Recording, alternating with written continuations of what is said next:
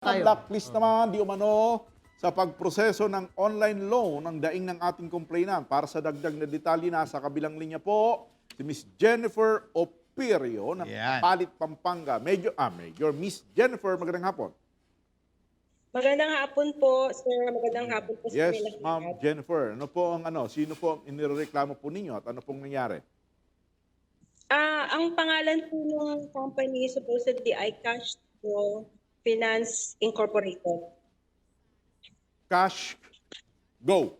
Okay. Cash to Go. Opo. Cash to go. Okay, sige. Finan- Ano po nangyari? Cash to go. Kasi po, mag-loan po sana ako. Galing din po kasi sa FB yung advertisement nila.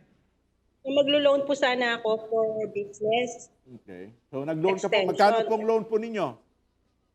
500K po Okay. sana. Natanggap po ba ninyo 500K? Hindi po. Actually, ina-approve po yun. In-approve po daw nila. Approve daw po. Okay. Tapos- Approve na. Sayang. Approve na. For release na. Tapos? Kaso po, ganito po, may mga kasabayan din po ako, kagrupo. Ni-require po kami to deposit 5%. 5% of the 500,000 is how much? Is 25,000 po yung unang pinadeposit namin. 25,000. So, nag-deposit po kayo?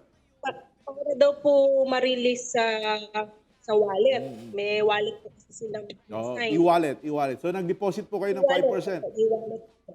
Nag-deposit po kayo? Ngayon, opo, actually, nag-delay po ako eh. Tapos, yung mga kasama ko pong nauna, yung sa kanila po, okay. Kaya lang ngayon po, iniisip ko, baka kasabot din. Yun! po. Kasabot nga yun! Tama kayo!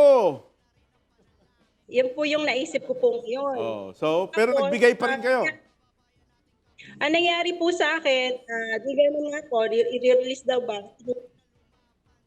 Ngayon, after, sabi po nila, 10 to 15 minutes lang. Yung sa akin po, 30 minutes. Inabot na po ng more than an hour. Wala pa po Wala pa rin. lumabas. Oh.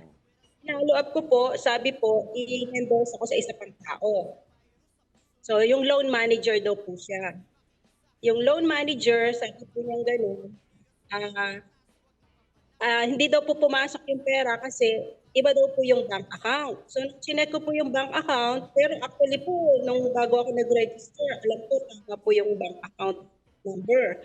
Dahil matagal ko po ginagamit yung bank account number na po na yun, posible pong magkamali po. Pero nakapagbaliktad po yung dalawang number sa bank account po na yun.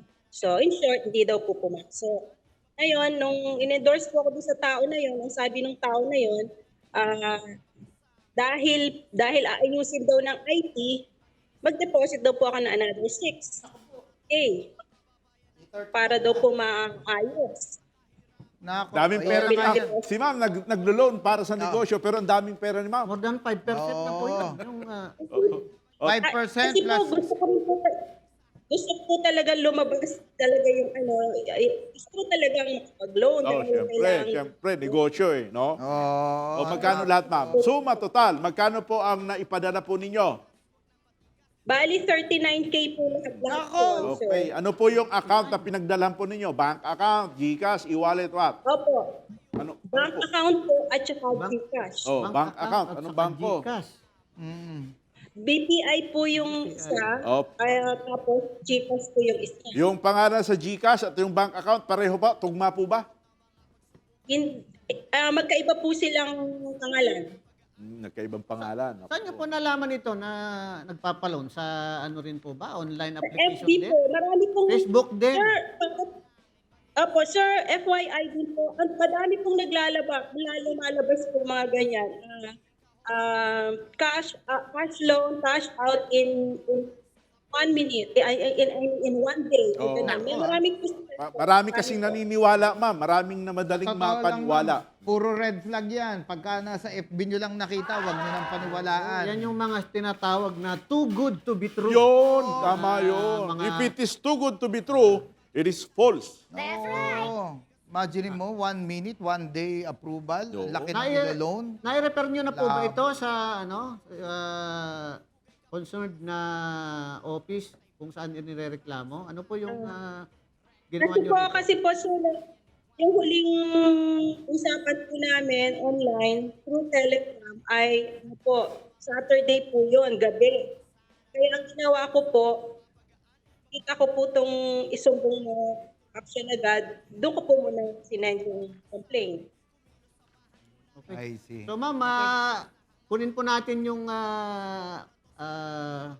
kung anong action ng office na nakakasakop dito, ano? Meron tayong resource person si Police Lieutenant Esteban Belarmino, ang cybercrime chief ng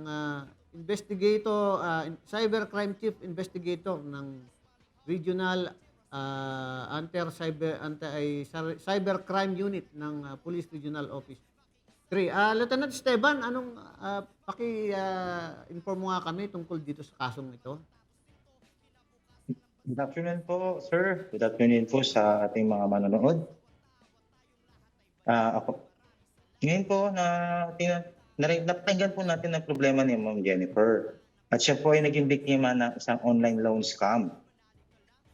At doon po tayo magsisimula sa mga pinadala niya ng pera sa BPI account at GCash account. So, sa atin po mga kasambahay, wag po tayo agad maniniwala at magtitiwala sa mga nakikita lang natin sa Facebook or other social media platform na one day cash out agad, one day loan agad. Tayo po ay magtungo sa mga legitimate banking institution na nagbibigay po talaga ng pautang. At Ma'am Jennifer, kung kayo po ay may pagkakataon, amin pong hinihiling na kayo po ay magtungo sa aming tanggapan na matatagpuan po sa loob po ng Camp Olivas. Doon po ito nakalocate sa City of San Fernando, Pampanga. At hanapin niyo lamang po ang Regional Anti-Cybercrime Unit 3. At pagkatapos po ng usapan natin na ito, tatawagin din po namin kayo upang mas mapaliwanag pa po ang mga kailangan niyong gawin. Siguro. Mangyari lamang po, ma'am, na dalhin niyo po yung mga screenshots ng mga pag-uusap niyo online at yung mga padala niyo po kung bank transfer, dalhin niyo din po sa opisina.